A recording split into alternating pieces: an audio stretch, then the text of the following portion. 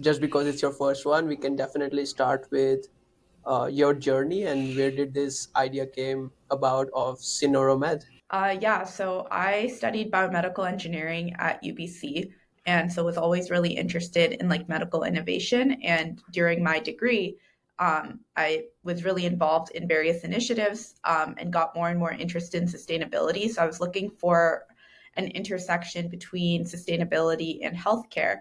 And in one of my courses, I came across this statistic that 29 pounds of waste is produced per patient bed per day. And I just thought that was ridiculously high. And that was kind of the motivating factor behind Sonoro. And then I was taking New Venture Design, which is an entrepreneurship course at UBC. So there we were able to kind of bring in our own ideas and explore different problem spaces. So during the course of that course, started exploring the space further, started talking to health professionals, nurses, doctors to see is this a problem they care about.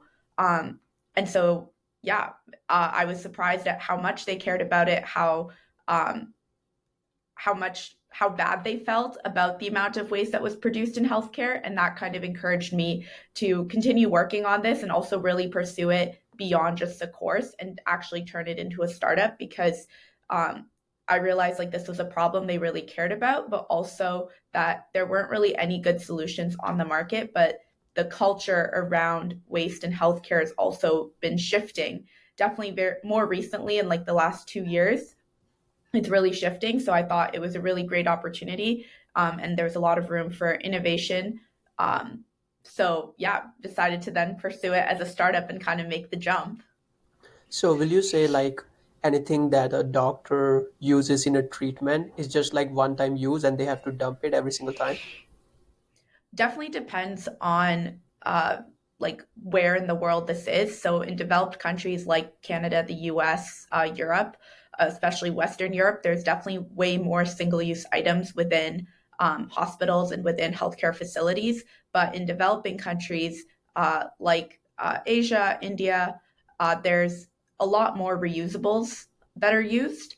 And even just the way healthcare has evolved is in like through our customer interviews, oftentimes when we talk to older professionals, nurses, doctors who've been practicing for like 30, 40 years, they recalled how when they first started practicing, there was way more reusables within healthcare. One example is a tourniquet. So when you go to have your blood drawn, the rubber band that they tie around our arm. So those used to be reusable, and now they're single use, right? And again, it depends on the situation. In some cases, they do get contaminated with blood and bodily fluid, and they are biohazardous. But even in just the 29 pounds of waste that's produced, only about 8 to 10% of that is actually biohazardous. So it shows that there's actually a lot of waste which isn't biohazardous, and there is opportunities for diversion as well. So like tell me more like how beforehand. I know because this startup came about last year, right? Yeah. So what were you doing before? So I was studying at UBC doing my degree in biomedical engineering. So I graduated in May 2023 with my bachelor's of applied science in biomedical engineering. So yeah, basically studying, also did co-op. So did a few different internships in a few different areas. Was also involved in like different design teams and clubs at UBC. So had a pretty like diverse background and diverse experiences. Um, but definitely, like through my degree, participated in a lot of different design projects, specifically like medical device projects. And like, for example, like while I was working on this project, like that eventually became Sonoromed, I was also doing my biomedical engineering capstone project where we were working with urologists to also develop a medical device. So it was definitely interesting kind of working on two medical devices at the same time. Definitely with New Venture Design, we did not anticipate going into the biomed route. Like, honestly, I was open to working on anything in my group. Like, we were looking at problems in like waste in healthcare. We were looking at problems in the hydrogen economy and how can we maybe try and encourage adoption of the hydrogen economy. So we looked at a bunch of different ideas there. How do we reduce food waste? or like improve the, I guess, consumer experience with like grocery shopping. So we explored a lot of ideas in a lot of different areas. Ultimately, we kind of settled on the waste in healthcare because we thought it was a huge problem with not enough attention, and so more of an opportunity to distinguish ourselves and have a strong competitive advantage. Yeah, that's true. And I don't think, because I also did a little bit research, I don't think I was able to like find a lot of solutions about this problem. So I was Mm-hmm. very curious to know, like, why, firstly, why did you choose the name Sinero? That's how you say it? S- Sonoro, yeah. Sinero. And do you think, did you ever thought that you're gonna be running a startup? Yeah, great question. So while we were doing the course New Venture Design, we actually had the name NextMed. And then when we decided to pursue NextMed as a startup, we were looking at getting a new name because NextMed is pretty generic. We weren't able to get like the main domain for it either. But also it was quite generic, so we wanted something very distinguishable. Um, Spent like 3 months researching different names. I learned it's very difficult to pick a name for a company because you want it to be unique. And eventually I settled on Sonoro because so it means frontiers in Greek. And I really liked the concept behind NextMed. For example, like with NextMed, it was like building the next generation of healthcare, sustainable healthcare. And so I really wanted a name that was broad enough to really focus on the mission of building su- building and supplying medical supplies for the next generation of healthcare, which is sustainable healthcare, low carbon healthcare.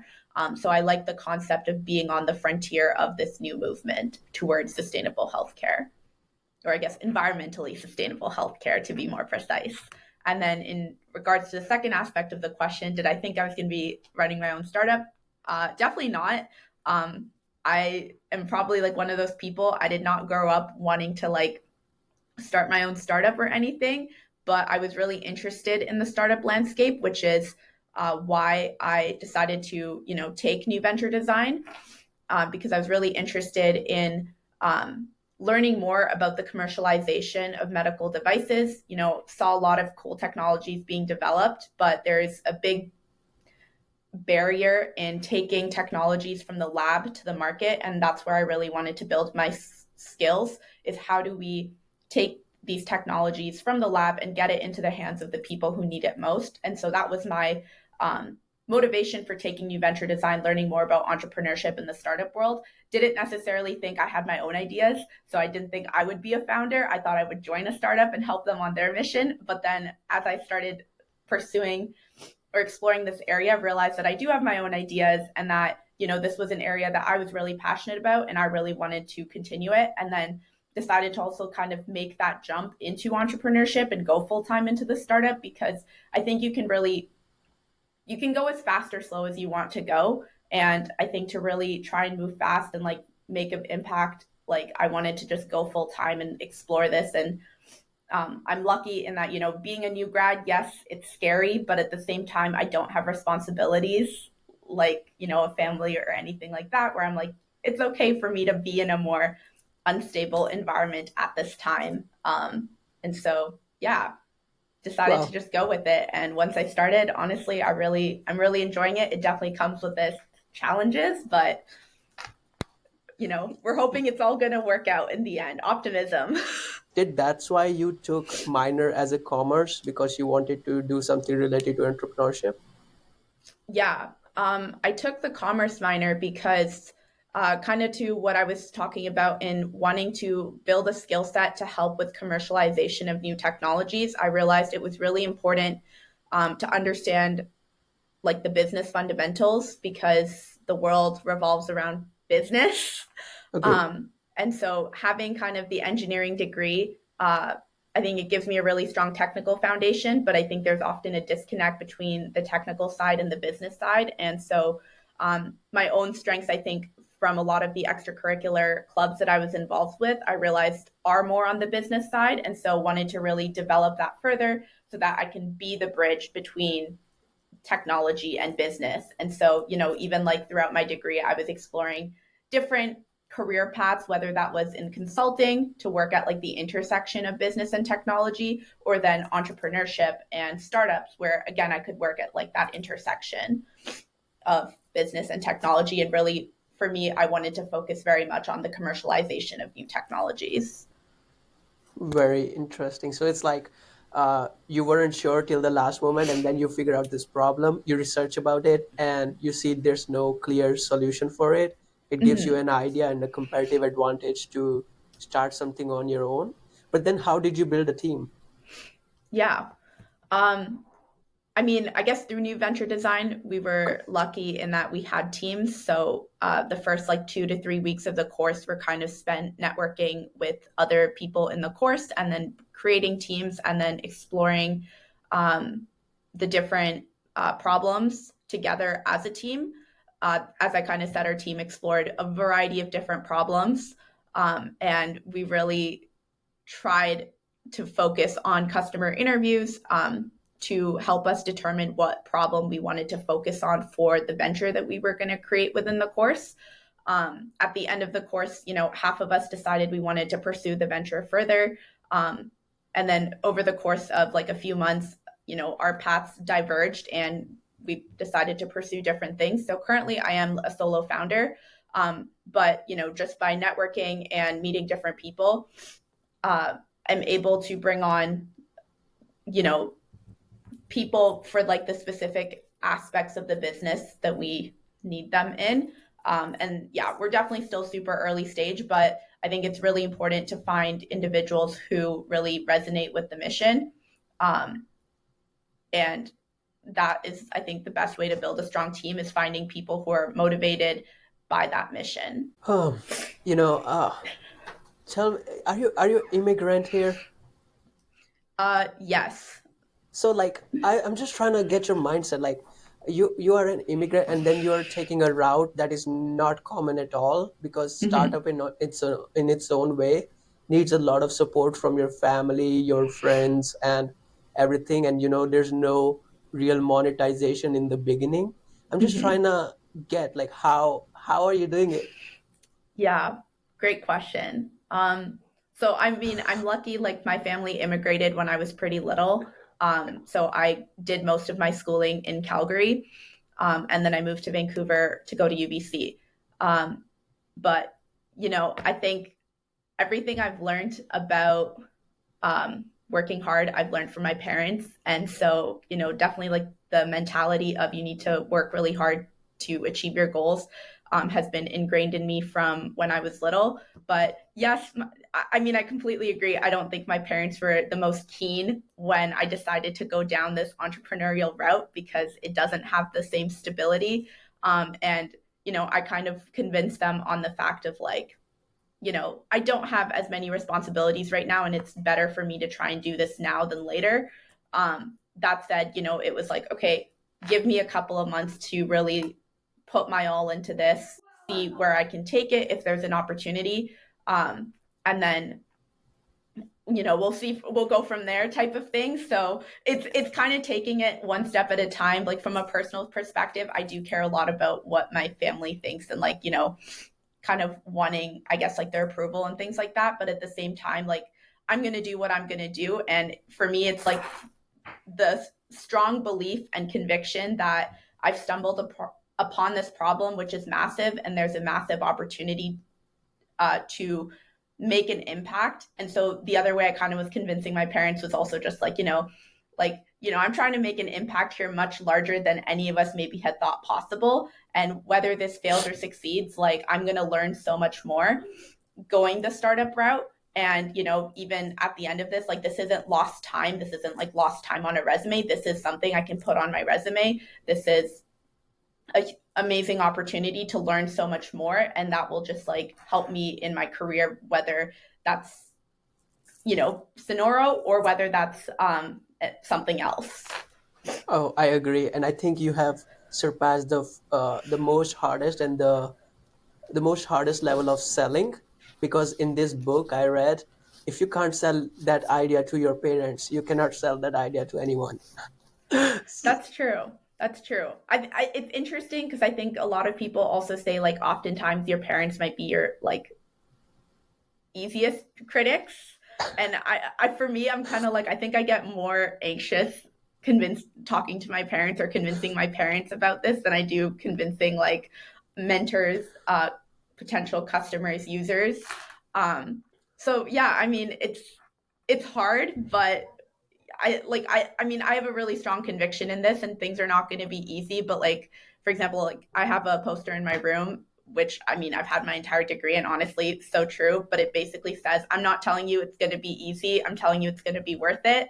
And that's what motivates me is it's not going to be easy, but I'm hoping that it's going to be worth it and I'm going to learn so much more. And like for me, I'm very much driven by making a positive impact and a positive impact on my community. And that's what kind of made me fall more in love with entrepreneurship as well, is just realizing that this is what will allow me to make the biggest impact possible. Indeed, I think, family, in my opinion, family comes at a place where it's a good mixture of support and critique, because I feel like Mm-hmm. when I need support, they're there for support. But I do, on my side, also ask them, critique my work as much as you can, because it's just going to push me to do more. And I'm not going to get mad about your opinion because you're Mm-hmm. family. I don't know if So, I'd say I wouldn't get mad at their opinion, but yes, I mean, they can critique you in a way others can't, for sure. And I definitely agree with that. Um, yeah, I don't know. worry. There's pros and cons, right? Like there's pros and cons. Like I think to a degree, it's nice to also have some level of separation between family and business because your family should be your support system. So you want to have like a safe space that is primarily for support. So sometimes the mixture of the two can be a little bit hard, but to each their own. Yeah, different No, relationships are different. very wise. You're very wise. What will you say, like, are some common challenges when it comes to sustainability industry in general? Great question. There's so many. Okay. I think a big overarching one is proving the economic feasibility of sustainable solutions. Oftentimes, and like we've seen this with solar panels, electric vehicles, when these sustainable solutions first come into the market, they are often more expensive. And not just because they are premium, but to like make the financials work, like they have to be premium. And so it's like, how do you um, make the economic case for this, right? Like even for example, like carbon capture and storage is not the most economically feasible technology or solution out there.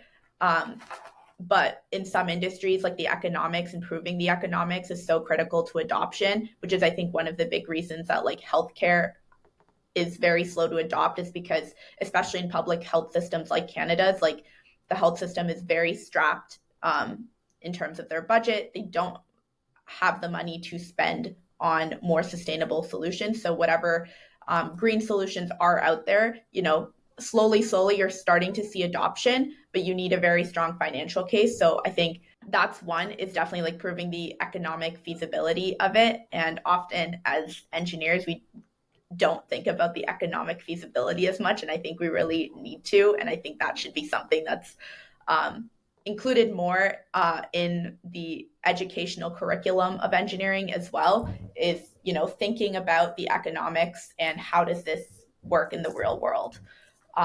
The other big challenge, I think, with the adoption of new technologies is understanding the different ecosystems and who are those like key decision makers and what drives them. Like within healthcare, it's a very complex decision making ecosystem. There's a lot of players involved, and the decision makers aren't always the users, right? So it's like talking to everyone. And that's something that I've had to learn is like, when we started our interviews, we focused heavily on talking to the users, the nurses and the doctors, because they are the ones like on the front lines of this. And then as we've been developing and learning more about the ecosystem, realizing they're not necessarily the decision makers. They do have some influence, but they're not the ultimate decision makers. So now it's like, talking to these decision makers and then figuring out what do they need to see in our solution to make the decision to purchase our solution, right? And the Yep. big one comes down to the economics of like, if this is going to cost more, then it's not as viable as if we can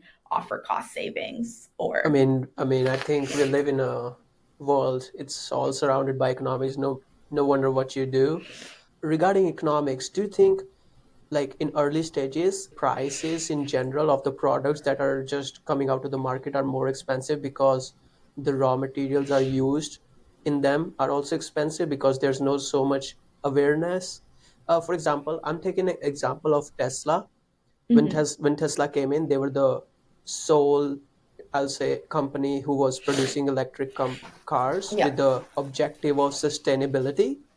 yeah. um, do you think that was the reason because it was costing them more in the beginning and later they reduced the price because competition became more? I think there was both aspects. Like it was definitely costing them more at the beginning because, they had to procure all of the raw materials, set up manufacturing, and all of those things cost a lot until, and you need to hit like economies of scale to be able to make it cheaper and like reduce that cogs, right?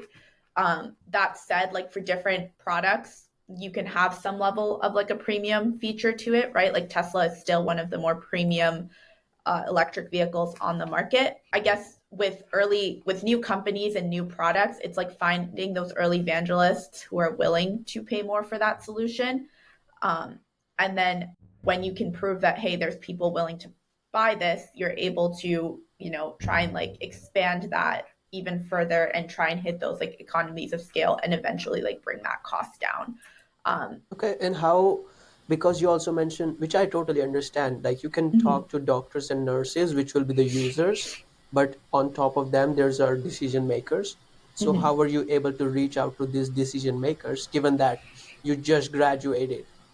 How did Yeah. you build that network pool to just go and contact them? A good one is like warm introductions. So, in talking to the nurses and doctors, getting them to provide warm introductions to different, yeah, I guess like other nurses and doctors, or then they have contacts who work in procurement. So, like for example, within BC, the way the procurement works is Provincial Health Services Authority, PHSA, they usually do the procurement for all of the health authorities within BC. And there is like the chief supply chain officer or like chief procurement officer, but they are also supported with procurement committees. So for different like departments of healthcare and stuff, there are different procurement committees, and the people on those procurement committees are typically nurses and doctors. So it's definitely like trying to like get those introductions to then get introductions to the right people. At the same time, I think like cold outreach is also, it works sometimes. Uh, I think as a student, if you just play the student card really strong, that also works. Like people love talking to students. They Yeah, people love talking to students, and like if you just kind of come in as like someone who's curious to learn more about this, like it works really well. A lot of our initial customer interviews was just like, hey, we're students working on a project in this area, would love to like talk to you more and learn about your own experiences, and very much coming in from the perspective of just like wanting to learn from their experiences, learn about their responsibilities, and not like trying to sell them anything, right? Then I think people are more willing to talk to you. And yeah, like you never know where you're going to get contacts. Like UBC has entrepreneurship at UBC. The mentors there all have their own networks, and through that, um, you never know who you end up getting an introduction to. But that's been super useful, getting introductions through them. Even for me, like I've got some introductions through my friends' parents who are in the space and things like that, and those have also ended up being like very valuable connections and introductions. It definitely like, it's sometimes unfair because like network is important, and so for someone who's very new to a space and doesn't have a network in that space, it's hard to break in. But once you break in, like I think it gets a lot easier. And so even to just break in, you need like to cold outreach a lot maybe, and then hopefully you get that one introduction that then opens up so many doors for you. Agreed. And I think UBC in general provides a platform for you to network with so many industry experts Mm-hmm. by different events. And I also saw that last year you actually, I don't know, but you last year seemed to like you achieved so much. You attended so many competition events, and Do you think those kind of also help to build a strong network, just going out and presenting? Didn't you present it on some kind of conference or a challenge Yeah, last? so we presented at three pitch competitions last year. Um, I definitely agree. Like, throughout my degree, I was fortunate to be able to attend several conferences. I love conferences. I think it's a great way to learn and meet people who may not be in your immediate network, but then you expand your network even further. So going to those competitions was super useful in just getting a lot of like great feedback from industry professionals, investors on our strategy, our business model, and that helped. And like even when we went to the one competition in Winnipeg, we then found out about another competition in Minneapolis, and so literally that the deadline for the Minneapolis competition, eFest, was like at the end of that Winnipeg competition. So literally flew back home to Vancouver and within like 2 hours, like crammed an application together to apply to eFest. And we got in, we went, and that was also a great competition. And that one also had a lot of prize money in it. So that was great from the perspective of being able to just win a bunch of prize money there, which was very useful. And it was a good introduction also just to like the US ecosystem, because that competition, like being in Minneapolis, there's a big med tech sector there. And then there was quite a few med tech investors, med tech entrepreneurs.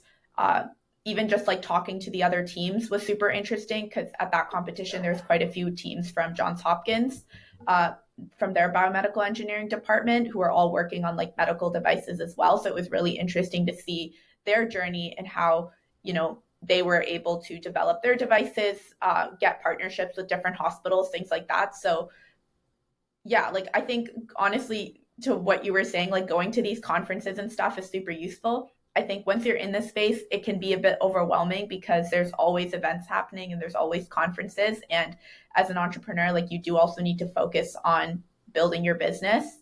So finding that balance is a little difficult sometimes. But as you like get out there and make those connections, I think you'll also start to understand what types of events are more useful and relevant to whatever stage you're at. And then kind of prioritizing based off of that is good. Do you think in last 9 months you have learned everything, every different part of running a business? Definitely not. Um, Okay. Definitely not.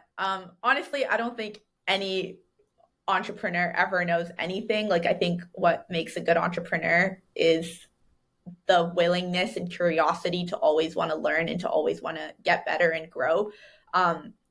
Even a serial entrepreneur who's had a few businesses, like every time they start a new business, they're going to learn something new. If they're in different industries, they're going to learn a lot about different industries, but even just like based on the scale of their company, they're going to learn different things. So like right now I'm in Toronto doing the Next 36 program, and we've been able to, talk to a lot of different alumni, hear their stories, hear from different like serial entrepreneurs. And that's definitely something they always talk about, is every single time they learn something new. Like if their first business went from like idea to like maybe an MVP, and then the next business went from like idea to like say a couple thousand in revenue, then the next one gets to like say a couple million in revenue. Each stage you're learning different things, and you have to learn different things because like there's no one size fits all approach, because each business is unique. Yeah, I would agree. And what is Next 36? Yeah, Next 36 is a program run by Next Canada, and essentially they're a Canadian nonprofit focused on building the next generation of bold entrepreneurs in Canada.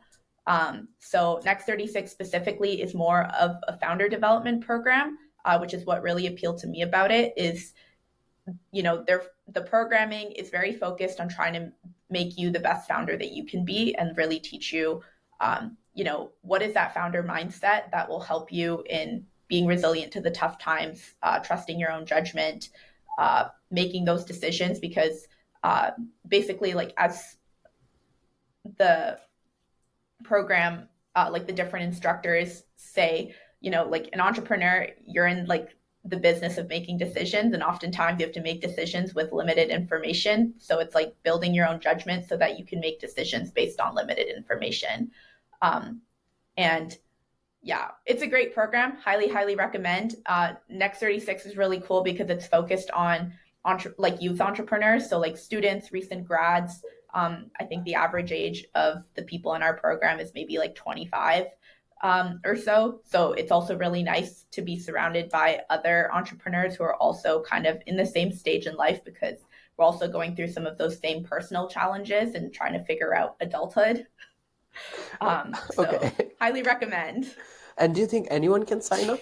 It is a competitive program, so they run their applications, I believe, in September, October, and then there's an application form, and then there's a selection week where you have like interviews, and then about 36 people are selected into the program, and then some people come in with businesses, some people come in without, and for the ones who come in without, they can either join one of the existing businesses or then create their own, and like try and find a co-founder within the program or outside of the program, and then if they find a co-founder outside of the program, you can bring your co-founder into the program as well. So it's like 8 months, runs from January to August, um, with like the first 4 months being remote, and then like May to August is like full-time in person in Toronto. So it's a competitive process, but honestly, I think it's been really cool to just be in this community, and I'm learning so much. So, yeah. Yeah, it's definitely something. I kind of feel like that in UBC, where you are surrounded by like-minded people, and I think Mm-hmm. it puts a just by sharing and exchanging information, you won't even realize that you will get an idea in a like out of nowhere that could Mm-hmm. actually change your life. Yeah. But coming back to sustainability, I would like to ask, are there any projects that gets you excited about this industry? I mean, I guess I'm interested in my own project that gets me Uh, really excited about sustainability. Um, I mean, I think there's a lot of really cool areas of work happening within sustainability.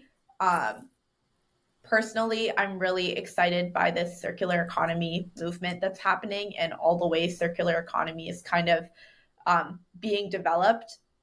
So, for example, like there's a couple of different companies who are focused on, you know, reusable food containers and things. So I think there's like reusables.com, friendlier. Um, and so that's really exciting to see how they're doing it. And, like right now I'm focused on trying to see what I can learn from their business models to then apply to healthcare. I think, I mean, electric vehicles is definitely exciting, but I think also just battery storage and battery management technologies are really interesting. And, with the electrification of everything, batteries are going to be super important. So, yeah, I mean, I think there's a lot of interesting areas. Like renewables is really cool. I guess for myself, I'm really interested in the different sustainability solutions within healthcare, whether that's improving efficiencies of different medical equipment or improving the sustainability of buildings and the built environment, and how do we make like hospitals more efficient, hospitals more green, but also just like the supplies within it, how can we reduce the environmental impact that the supplies are having. And then there's a lot of yeah, work in like manufacturing as well, which is cool. yeah, I think every industry is kind of like definitely moving towards accepting the sustainability approach.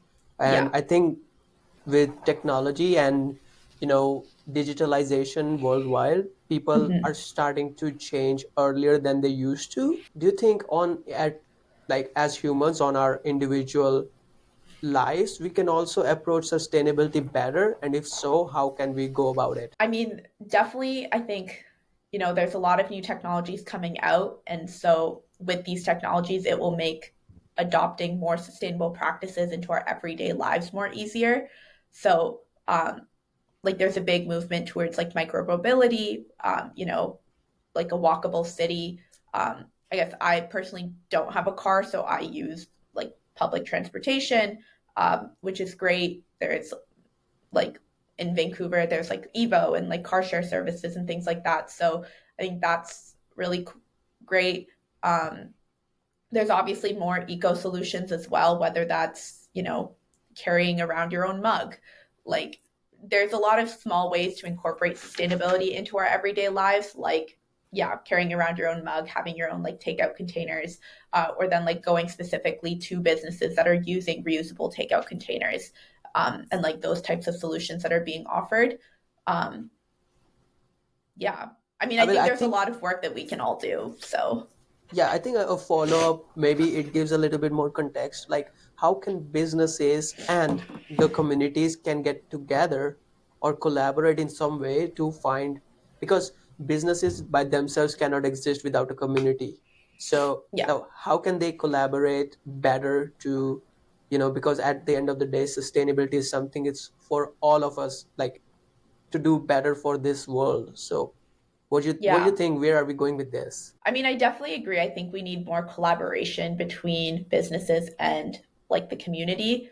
Um, I think as consumers, we have a lot of power in kind of trying to uh, encourage businesses to adopt more eco friendly solutions.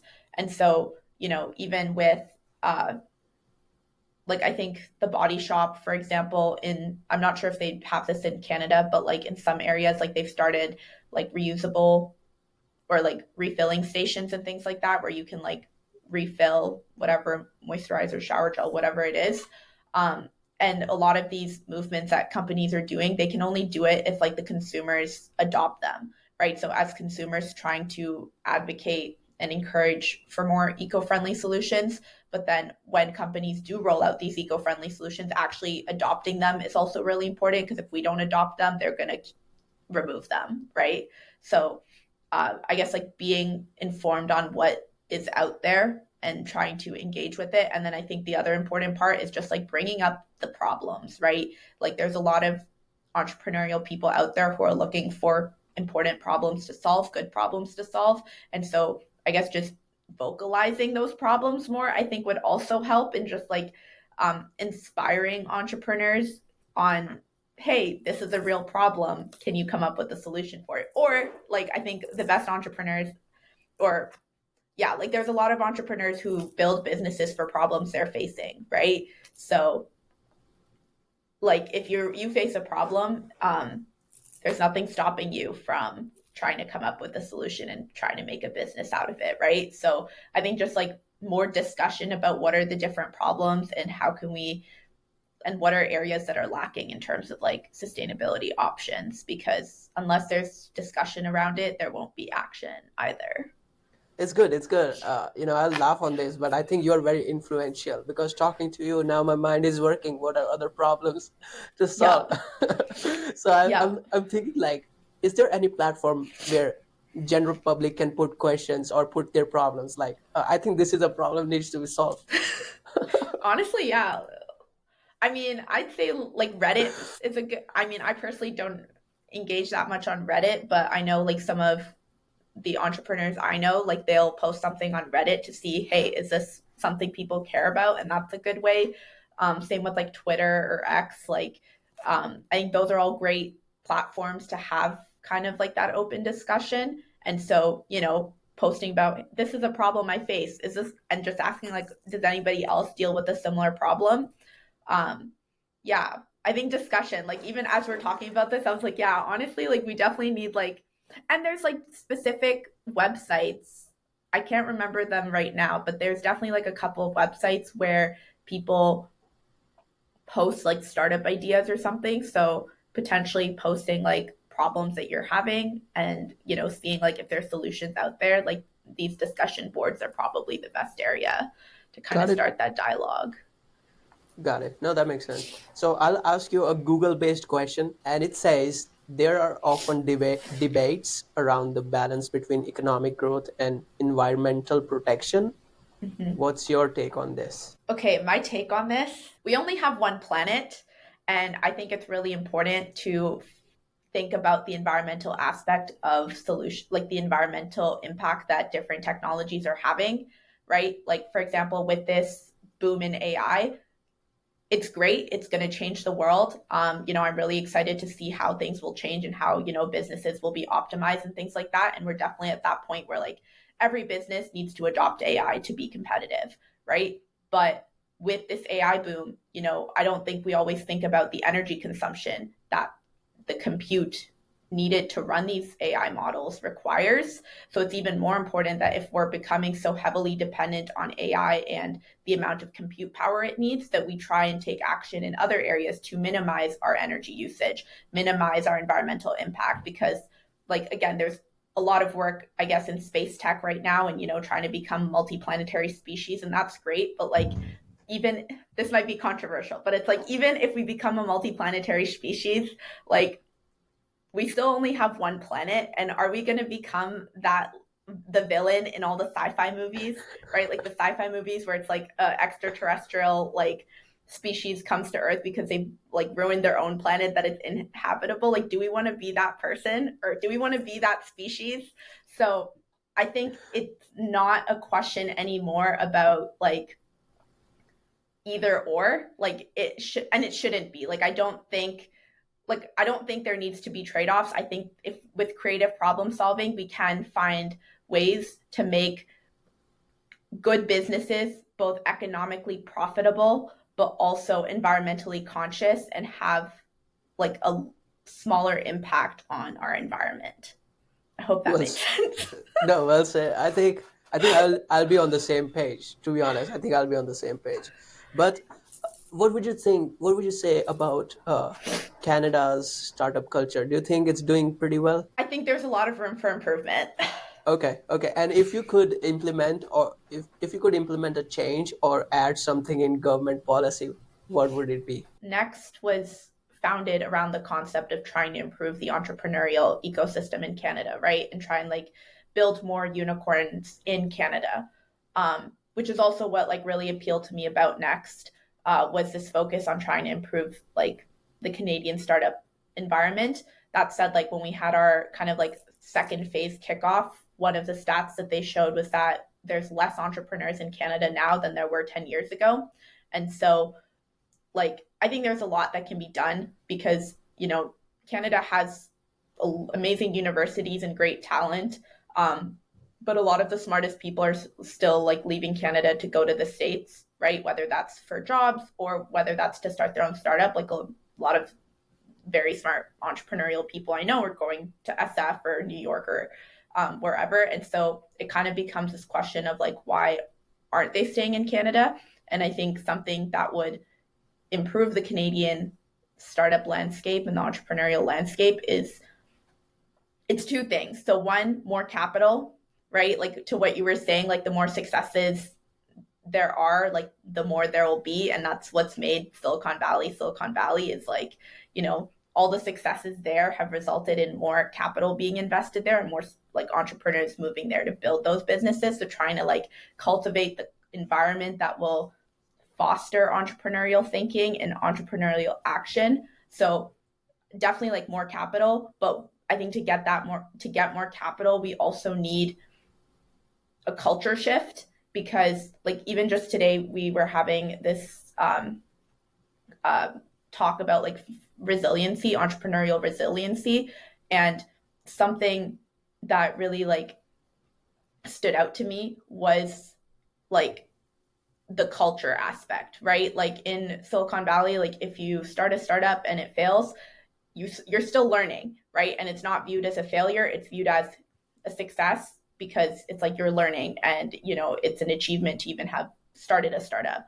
In Canada, it becomes a bit more of like a failure, right? So kind of shifting that, and we can also see it with like investors because investors in Canada are more risk averse than investors in the US. And so then a lot of like Canadian founders are still raising primarily from US investors. And so again, if that startup succeeds, a lot of the economic gain is still going to these US investors in the US and leaving Canada. So I think a culture shift to one, encourage Canadians to be more entrepreneurial and take those risks as founders, but then also a culture shift on the investor side to also be entrepreneurial and take risk and be a bit more willing to take risk when they invest, because, yeah, like willing to take risk when they invest, so that, if they invest and these companies become successful, then Canada gets to reap that benefit, or reap the benefit of that as well. Because like I think Canada has a lot of great like R&D funding from the government, right? Like with the shred tax credits and a lot of different government programs, there's a lot of great R&D funding, but I think there's still a gap between the funding that supports like this initial research, but the funding that's needed to really scale this research into a startup, and from a seed stage to a growth stage startup, right? And like that in between capital of getting from like a research concept or like an idea to like getting into a revenue generating company, like that is difficult. And so we need like more early stage investors who are willing to take that risk and invest at that point. I think on both sides, definitely on investor side. And I think when more investors are putting more money behind different startups, the people gonna start to see that even by having your own startup, and let's say the worst case scenario happens, Yeah. your life still will be good. Don't worry about it. I think that's where most people cringe about having their own startup and going for the job route, Mm-hmm. which is not bad, because I know so many founders who came from having a job and then starting Mm-hmm. their own startup. But Yeah. I know there's a time constraint. Let's wrap up with this question about, give one or two advice for students to be more encouraged to have their own startups, or any anything you did wrong that you would like the students shouldn't do. The first thing I'd say is I think it's important to find an area you're passionate about. Yeah, I think it's really important to find an area you're passionate about, and it's going to be different for different people. But the startup journey and the entrepreneurial journey is not easy. And so having an area that you're really passionate about, that you're willing to work in for the next, 5, 10, 15. Apparently today, yeah, what we learned today is apparently the startup journey is about a 25-year journey for an entrepreneur typically, right? And like having an area that you're really passionate about, I think is really important, because that's what's going to get you through the hard times, is an area you're passionate about, but also just like passionate about the solution. Because for me, I guess that's what drives me, is like passion and conviction that like I think our solution has the potential to make a real impact. And that's why I'm like, willing to kind of persevere through all of the challenges and setbacks that have come my way so far and that will come my way in the future. Um, so I think passion is important. And I'm not sure if like looking for ideas is always the best way to stumble upon them. But I think just like seeing, what are the problems in your day to day life? Like even for me with like the med waste, it was literally in one of my courses seeing this statistic, and then doing my capstone project where I was working with clinicians and able to shadow them in the clinic and firsthand see what the different um, items of waste were, was like I think quite crucial for informing and kind of guiding our journey early on.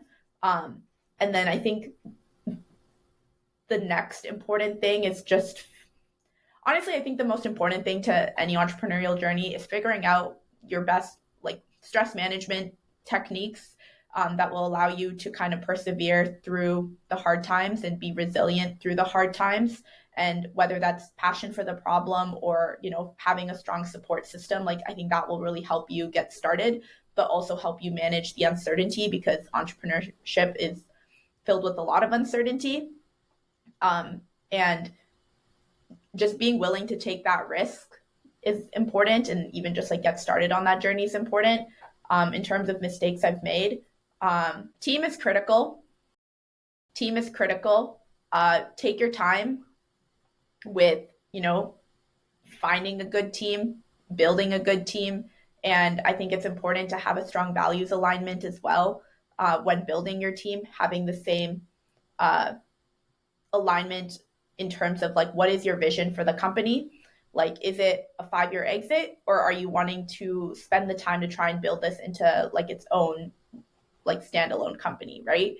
So like alignment around some of those things are important, but also just like alignment around culture and values. Like I realized like I'm a very impact driven person, and I care a lot about the ESG side of things and that impact. And so I want a team who, or yeah, like as I build my team, that's something really critical to me is finding people who also align with those values and are also driven by impact rather than say the financial incentive. Um, and I mean, definitely, like I think in the startup journey, you hear like, yes, investors like teams of co-founders, but you also hear about a lot of co-founder breakups.